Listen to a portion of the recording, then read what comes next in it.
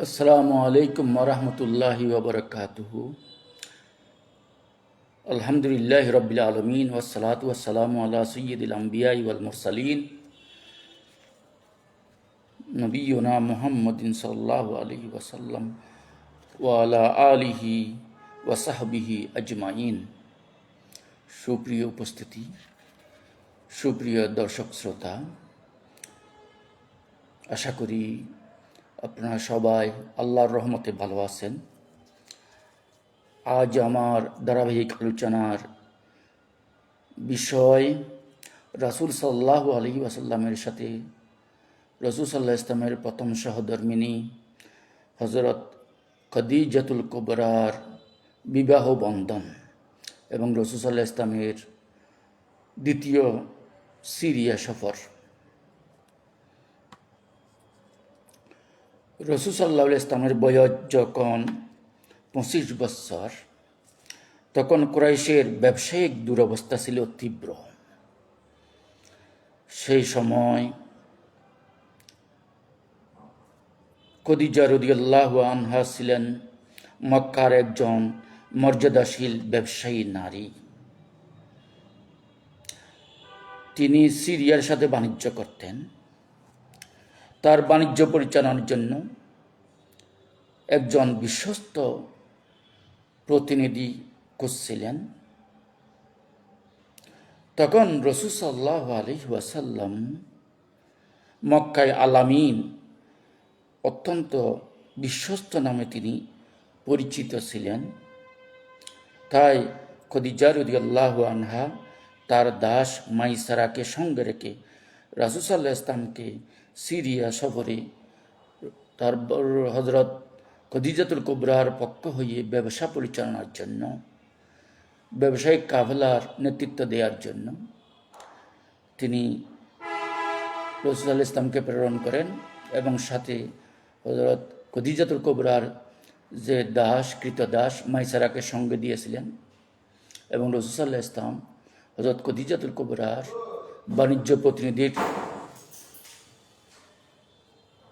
বাণিজ্য প্রতিনিধির নেতৃত্ব দিয়েছিলেন।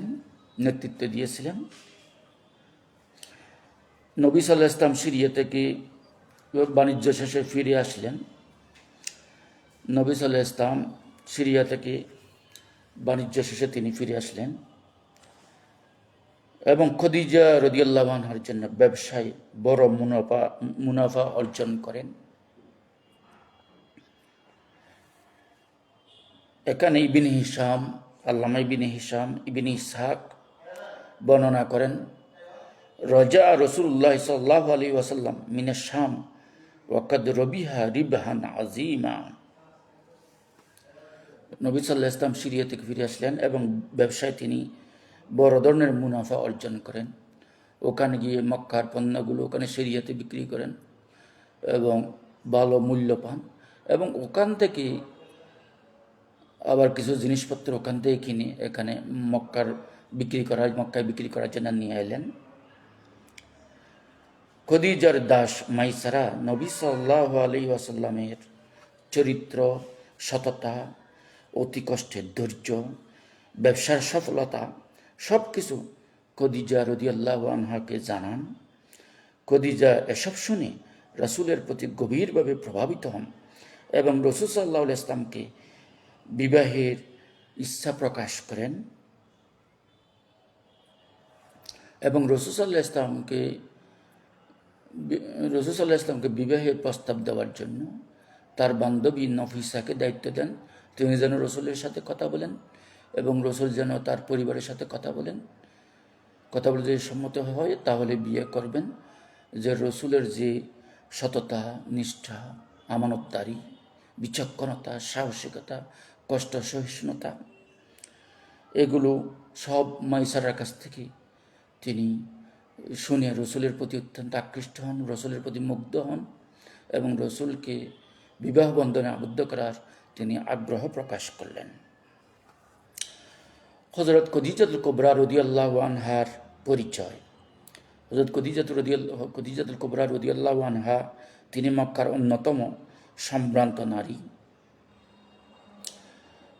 বিত্তশালী ব্যবসায়ী, উত্তম চরিত্র ও প্রজ্ঞার অধিকারী।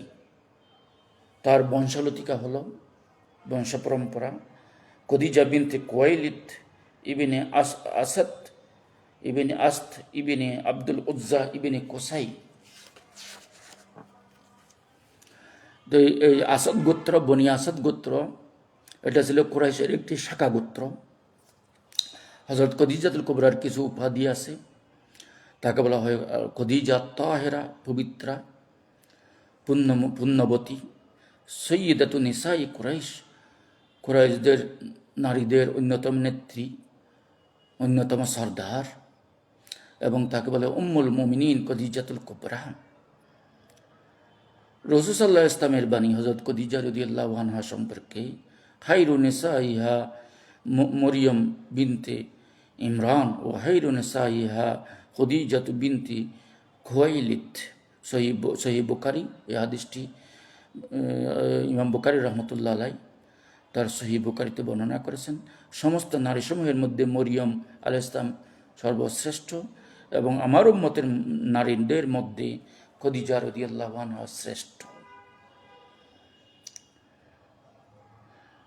বিয়ের জন্য হযরত খদিজা রাদিয়াল্লাহু আনহার প্রস্তাব ও মধ্যস্থতা।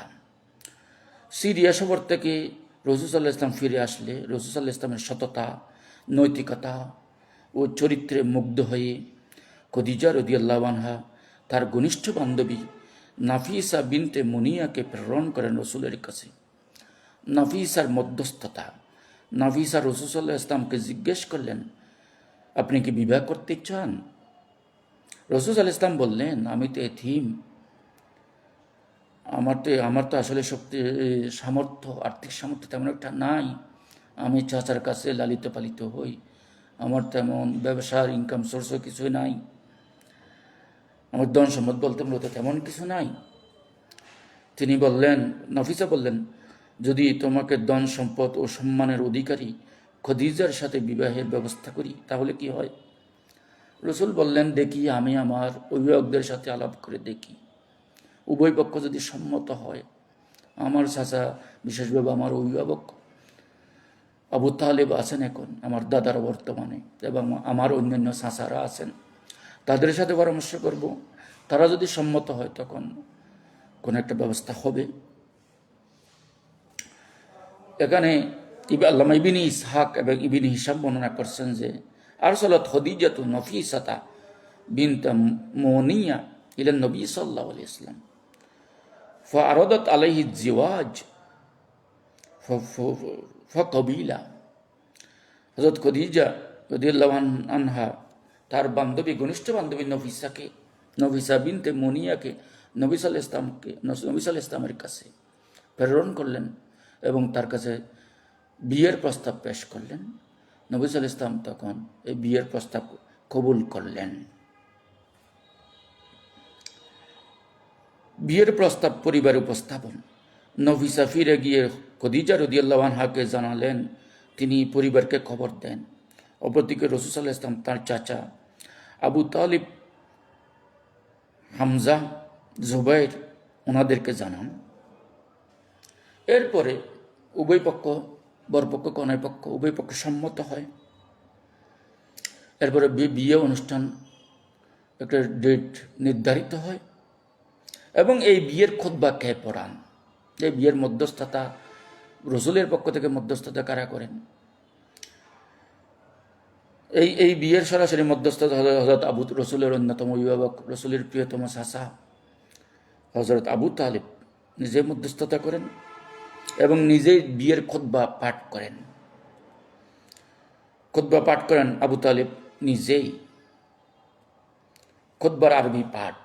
তিনি খুতবাতে বলেন, আলহামদুলিল্লাহিল্লাযী জাআলানা মিন যুররিয়াতি ইব্রাহিম ওয়া যারই ইসমাঈল হাযা ইবনু আখি মুহাম্মদ লা ইউজানু বিরাজুলিন মিন কুরাইশ ইল্লা রুজ্জিহা বিহি শারফান ওয়া ফাদলান ওয়া কদ রাগিবা ফি খদিজা বিনতি খুয়াইলিদ ওয়া কদ রাগিবতু ফিহি ফাজাওয়াজনাহু ইয়াহা আলা সাদাকিল মা'লুম। এটা ইবনে হিশাম আল বিদায়া ওয়ান নিহায়া গ্রন্থে বর্ণনা করেন। অর্থাৎ সকল প্রশংসা আল্লাহর জন্য, আমার বাতিজা মোহাম্মদ কুরাইশে মর্যাদা, বংশ, চরিত্রে অতুলনীয়। তিনি খদিজা বিনতে কুয়াইলিদের প্রতি আকাঙ্ক্ষা পোষণ করেছেন এবং খদিজাও তার প্রতি সন্তুষ্ট। আমরা তাদের বৈবাহিক বন্ধনে আবদ্ধ করছি নির্ধারিত দেনমোহরের বিনিময়ে। তাহলে দেনমোহর কথা ছিল রসুল এবং রসুল সাল্লাহ ইসলাম এবং হযরত খদিজাতুল কুবরার বিয়ের দেনমোহর কত ছিল। ঐতিহাসিক সূত্রে জানা যায় দেনমোহর ছিল 20টি উটনি,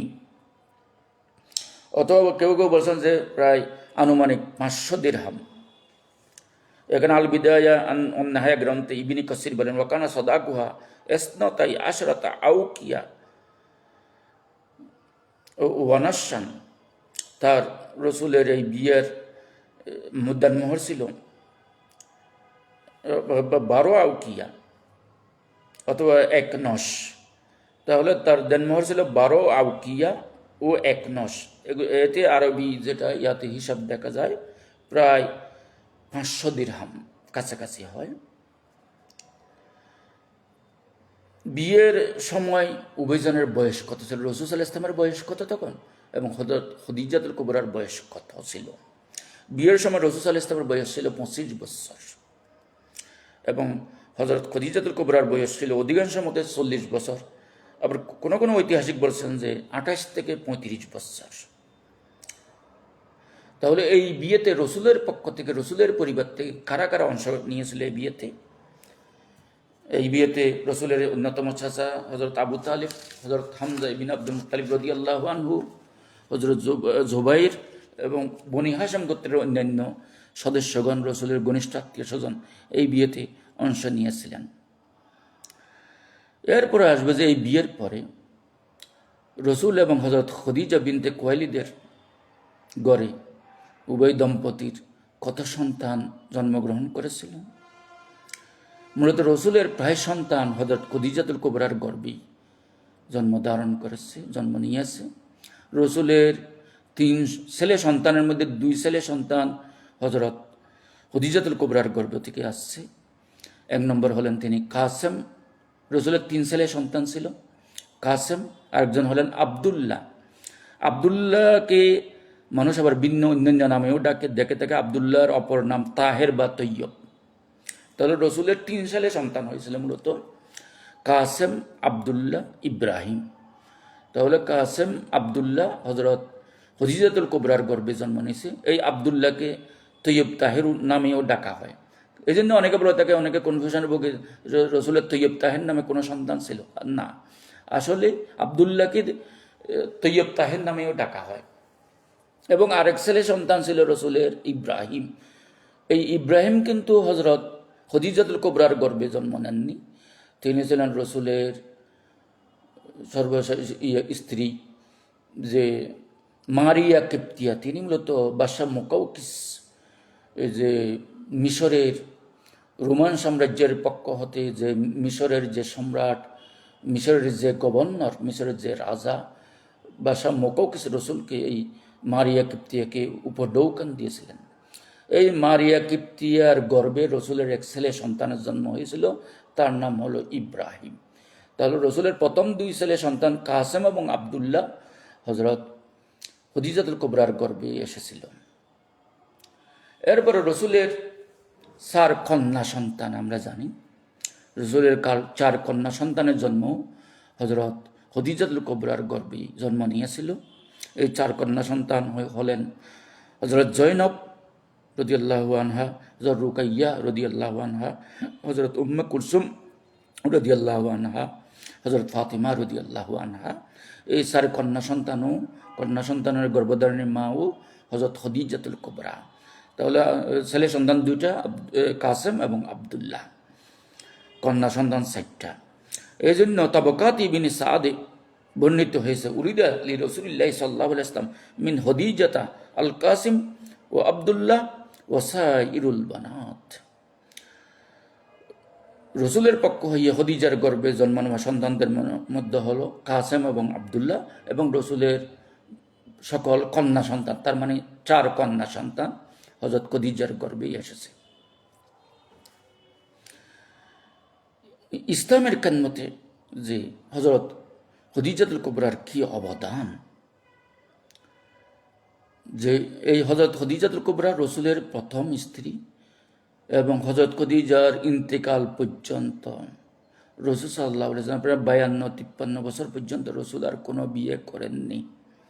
হজরত খদিজার ইন্তেকালের পরে রসুল অন্য বাকি বিবাহগুলো করেছিলেন। এবং হজরত খদিজাতুল কুবরাই তিনি প্রথম নারী যিনি রসুলের দাওয়াত ইসলাম গ্রহণ করেছিলেন। তিনি প্রথম নারী এবং তিনি প্রথম ব্যক্তি, রসুল তার কাছে দ্বীনের দাওয়াত পেশ করেছিলেন এবং প্রথম তিনি কবুল করেছিলেন। তাহলে হজরত ইসলামে হজরত খদিজাতুল কুবরার অতুলনীয় অবদান রয়েছে।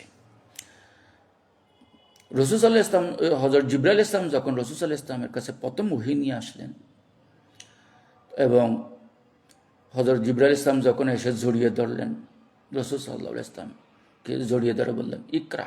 রসুল বললেন মা আনা বিকারিন, আবার জড়িয়ে ধরলেন।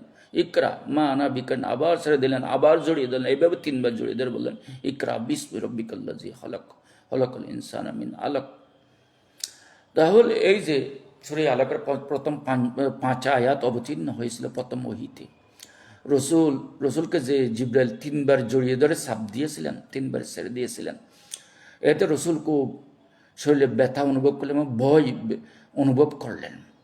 এজন্য তিনি খুব অসুস্থ, জ্বর ভাব নিয়ে হযরত খদিজার কাছে এসে বললেন ইন্নী আখশা আলা নফসি জম্মিলুনি, আমাকে কম্বল দ্বারা, চাদর দ্বারা আবৃত করে দাও। আমি কেমন যেন মনে হচ্ছে, শরীর কেমন খারাপ লাগতেছে, পুরো শরীর ব্যথা করতেছে, জ্বর ভাব, আমার মনে হয় বাঁচবো না, আমার শরীরের অবস্থা খুব খারাপ। ইন্নী আখশা আলা নফসি, আমি আমার নিজের ব্যাপারে খুব ভয় পাচ্ছি, আশঙ্কা করছি। তাহলে জিবরাইল ইসলাম প্রথম ওহী নিয়ে এলেন। নবী সাল্লাল্লাহু আলাইহি ওয়াসাল্লাম ওহী নিয়ে আসার পর নবী সাল্লাল্লাহু আলাইহি ওয়াসাল্লাম খুব বেশি ভয় পেয়ে খদিজার কাছে আসেন। হযরত খদিজা রসুলকে হতাশ না করে তিনি তাকে পূর্ণ সমর্থন দিয়ে বলেন ওয়াল্লাহি লা ইউখজিকাল্লাহু আবাদান ইন্নাকা লাতাসিলুর রাহমা ওয়া তাহমিলুল কাল্লা ওয়া তাকসিবুল মা'দুমা ওয়া তুকরিউদ দাইফা ওয়া তুইনু আলা নাওয়াইবিল হক। হযরত খদিজা রসুলকে খুব সাহস দিয়ে বললেন, অভয় দিয়ে বললেন, আল্লাহ কখনো আপনাকে অপমান অপদস্থ করবেন না। আপনি যেহেতু আত্মীয়তার সম্পর্ক বজায় রাখেন, অসহায়দের সহায়তা করেন, দরিদ্রকে সহায়তা করেন, অতিথি আপ্যায়ন করেন এবং সত্যের কাজে সহযোগিতা করেন। যেই মানুষের, যে মহামানবের এই মহৎ চরিত্রগুলো থাকে, আল্লাহ তাকে পৃথিবীতে কখনো ব্যর্থ করেন না, অপদস্থ করেন না, অপমানিত করেন না, লাঞ্ছিত করেন না, কোনো কাজে ব্যর্থ করেন না। আপনি আপনার কাজে, নবুয়ত এবং রিসালতের দায়িত্ব পালনের কাজে অবশ্যই আপনি সফল হবেন। আপনি একজন নবী, সর্বশেষ নবী হবেন এবং আপনি কখনো ব্যর্থ হবেন না আপনার মিশনে। এই বলে স্ত্রীর যে একটা সাহস দেয়া, এটা সবচেয়ে বড় বিষয়। মানুষ যতই শক্তিশালী হোক, যতই সাহসী হোক, যখন একটু নিজে অসহায় ফিল করে, নিজে একটু অসুস্থতা অনুভব করে, তখন স্ত্রীকে কি বলে যে আমাকে একটু রেস্টের ব্যবস্থা করো, আমার এমন লাগছে, কি করব বলো।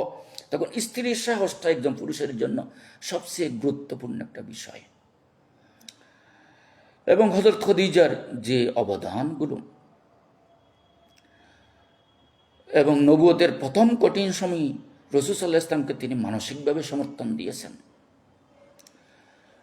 এবং অর্থনৈতিক সহযোগিতা। হযরত রাসূল তো একেবারে নিঃস্ব, এতিম। ওয়াজাদ আলম ইয়াজিদকা ইয়াতীমান ফাআওয়া ওয়াজাদাকা দাল্লান ফাহাদা। তিনি এতিম ছিলেন, তার কোনো টাকা পয়সা তেমন কিছু ছিল না, তেমন কোনো ইনকাম ছিল না। কিন্তু হযরত আয়েশা ছিলেন, হযরত খদিজাতুল কুবরা রাদিয়াল্লাহু আনহা ছিলেন আরবের সবচেয়ে ধনাঢ্য একজন ব্যবসায়ী মহিলা। তিনি যে ইসলামের পিছনে তার যাবতীয় সম্পদ অকাতরে বিলীন করে দিয়েছিলেন রসুলের দাওয়াতি কাজে, যে রসুলের অসহায় সাহাবাদের হেল্প করার ক্ষেত্রে সবার। এই জন্য বলা হয়েছে, তবকাত ইবনে সাদে বর্ণিত হয়েছে, ওয়াকানাত খদিজা তুনফিকু ফি সাবিলিল্লাহ ওয়া রাসূলিহি জামিআ মালিহা ফাহাফফাল্লাহু বিযালিকা আন রাসূলিল্লাহি সাল্লাল্লাহু আলাইহি ওয়াসাল্লাম। তবকাত ইবনে সাদ, অর্থাৎ খদিজা রাদিয়াল্লাহু আনহা আল্লাহর প্রতি ও নবী সাল্লাল্লাহু আলাইহি ওয়াসাল্লামের সাহায্যে তার সমস্ত সম্পদ ব্যয় করতেন। এতে রাসূল সাল্লাল্লাহু আলাইহি ওয়াসাল্লামের দাওয়াতের কাজে অনেক সহায়তা পাওয়া গিয়েছিল। এবং আরেকটা বিষয়, আল্লাহর পক্ষ থেকে সালামের বিশেষ ঘোষণা, জান্নাতে মুক্তা ও দেওয়ালের গড় উপহার দেওয়ার ঘোষণা হযরত জিবরাইল কর্তৃক। সহিহ বুখারী একটা হাদিস বর্ণনা করতেছেন, হযরত জিবরাইল ইসলাম এসে বললেন, ইয়া মুহাম্মদ বশির খদিজাতা বিবাইতিন ফিল জান্নাহ মিন কসবিন ওয়ালা সাহাবা ফিহি ওয়ালা নাসাব, অর্থাৎ খদিজাকে জান্নাতে মুক্তার তৈরি এমন এক ঘরের সুসংবাদ দাও যেখানে কোনো কষ্ট থাকবে না। দ্বিতীয় আরেকটা হাদিসে বলা হয়েছে, সহিহ বুখারীর আরেকটা হাদিস, জিবরাইল আলাইহিস সালাম নবী সাল্লাল্লাহু আলাইহি ওয়াসাল্লামকে এসে বললেন, ইয়া মুহাম্মদ হাযিহি খদিজা কদ আতাত ফকরাহা সালামা মির রব্বিহা ও মিন্নি। হে মুহাম্মদ, খদিজা আসছেন। হযরত জিবরাইল যখন রাসূলের ঘরে আসলেন ওহী প্রেরণের জন্য, ওহী অবতরণের জন্য, হঠাৎ তখন ওই সময় হযরত খদিজা ঢুকে পড়েছিলেন। তখনই ওই সময় জিবরাইল বললেন, ইয়া মুহাম্মদ হাজি খদিজা কদ আতত, ইনি হলেন খদিজা, তিনি আসলেন, তাকে আপনার প্রভুর পক্ষ হতে এবং আমার পক্ষ হতে একটু সালাম বলেন। হে মুহাম্মদ, খদিজা আসছেন তোমার প্রতিপালকের পক্ষ থেকে এবং আমার পক্ষ থেকেও তাকে সালাম জানাও। তাহলে হযরত খদিজা রাদিয়াল্লাহু আনহা এমন মহিলা যাকে আল্লাহ এবং হযরত জিবরাইল স্বয়ং সালাম দেন। তাহলে আল্লাহর কাছে হযরত খদিজাতুল কুবরা কতটুকু মকবুল, কতটুকু প্রিয় ছিলেন।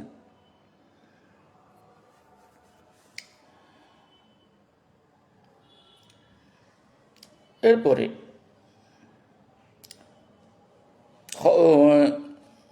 হযরত খদিজার ব্যাপারে আল ইসাবা ওয়াল ইস্তিয়াব গ্রন্থে বলা হয়েছে, ওয়াকানাত খদিজাতু ওয়াহিদাতুন ইনদা রাসূলিল্লাহি সাল্লাল্লাহু আলাইহি ওয়াসাল্লাম হাত্তা মাতাত, অর্থাৎ খদিজা রাদিয়াল্লাহু আনহা ছিলেন নবী সাল্লাল্লাহু আলাইহি ওয়াসাল্লামের একমাত্র স্ত্রী। যতদিন না তিনি মারা যান ততদিন রাসূল আর কোনো বিয়ে করেননি। এবং হযরত খদিজা রাদিয়াল্লাহু আনহার ইন্তেকালের পরে সবসময় হযরত খদিজাকে রাসূল স্মরণ করতেন। এমনকি হযরত আয়েশা সিদ্দিকা রাসূলের অন্যতম বয়সের দ্বিতীয় সর্বকনিষ্ঠ এবং কুমারী নারী, অত্যন্ত মেধাবী প্রতিভাময়ী একজন মহিলা। তিনি একাধারে মুফাসসিরা, মুহাদ্দিসা, কবি, সাহিত্যিক, ইতিহাসবিদ, আরবের সিলসিলা নসব বিশেষজ্ঞ, আরবের বংশলতিকা বিশেষজ্ঞ, যিনি হযরত আবু বকর উমরের যুগে ফতোয়া দিতেন। এত অভিজ্ঞ একজন মহিলা এবং অতি সুন্দরী রমণী ছিলেন। রাসূল তাকে আদর করে ভালোবেসে হুমাইরা নামে ডাকতেন। সেই আয়েশা সিদ্দিকার সামনে রাসূল সাল্লাল্লাহু আলাইহি ওয়াসাল্লাম সবসময় খদিজাতুল কুবরাকে স্মরণ করতেন। হযরত আয়েশা যা সইতে না পারে, আপনি আমার সামনে একজন বয়স্ক মহিলাকে এত বেশি স্মরণ করেন আপনি। তখন রাসূল বললেন, হে খদিজা, তোমার কি হিংসা হয়, ঈর্ষা হয় খদিজার প্রতি? ইসলামের পিছনে হযরত খদিজার যে অবদান, আমার পিছনে হযরত খদিজার যে ত্যাগ, এটা আমি কোনোদিন বলতে পারবো না। তাহলে এখানে আরেকটা বিষয় আমরা আলোচনা করব। রাসূল সাল্লাল্লাহু আলাইহি ওয়াসাল্লামের সাথে হযরত খদিজাতুল কুবরা বিবাহ বন্ধনে আবদ্ধ হওয়ার আগে হযরত খদিজার কয়টা বিয়ে হয়েছিল? রাসূলের সাথে হযরত খদিজার বিবাহের আগে মোট 2 বার হযরত খদিজাতুল কুবরা বিবাহ বন্ধনে আবদ্ধ হয়েছিলেন। তার প্রথম স্বামীর নাম আবু হালা মালিক আন-নব্বাস আত-তামিমি। তার ঘরে এক ছেলে সন্তান ছিল, তার নাম হালা বিন আবি হালা। ওই ছেলের নাম হালা, পুরুষ ছেলে সন্তান ছিল হালা।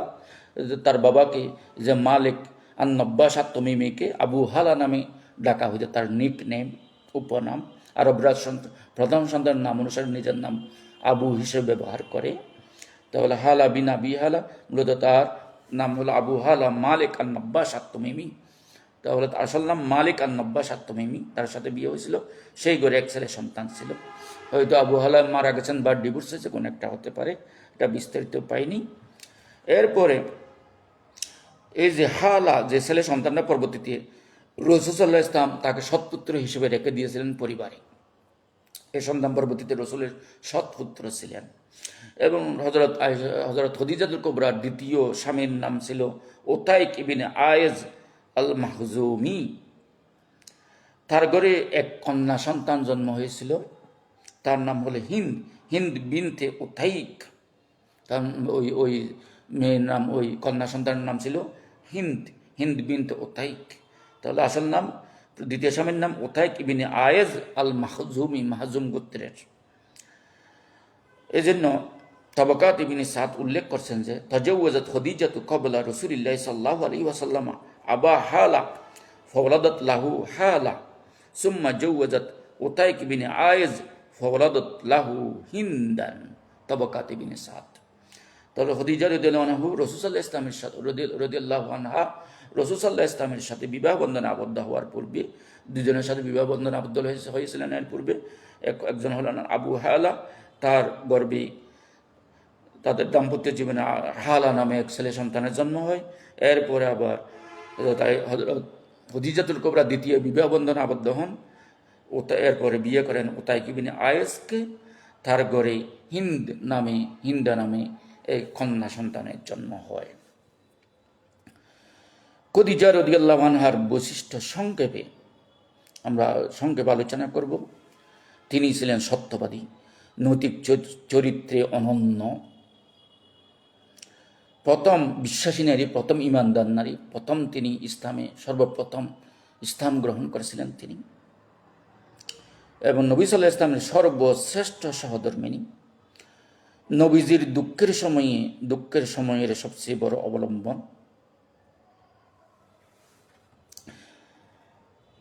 এবং দেখা যাচ্ছে এই কুরাইশরা নবী সাল্লাল্লাহু আলাইহি ওয়াসাল্লাম এবং বনু হাশিমকে যখন বয়কটের ডাক দিয়েছিল, শিয়াবে আবু তালিবের মধ্যে বনু হাশিম এবং রসুলের পুরো হাশিম বংশকে অবরুদ্ধ করে ফেলেছিল। তারা বলল যে মুহাম্মদ সাল্লাল্লাহু আলাইহি ওয়াসাল্লাম যতদিন এই তাওহীদের দাওয়াতি কাজ যতদিন ছেড়ে না দিবে, ত্যাগ না করবে, বনু হাশিম যদি মুহাম্মদের তার দাওয়াতি কাজ ত্যাগ না করে, তাওহীদের দাওয়াত দেওয়া বন্ধ না করে, আমাদের মূর্তি, আমাদের প্রতিমাগুলো সমালোচনা করা বন্ধ না করে, এত সত্ত্বেও যদি বনু হাশিম তাকে ত্যাগ না করে এবং মুহাম্মদ সাল্লাল্লাহু আলাইহি ওয়াসাল্লামকে যদি আমাদের হাতে ছেড়ে না দেয়, তাহলে আমরা মক্কার সকল গোত্রে একত্রিত হয়ে সিদ্ধান্ত নিলাম, লিখিত চুক্তিতে আবদ্ধ হলাম, আমরা বনু হাশিমকে একঘরে করে দেব।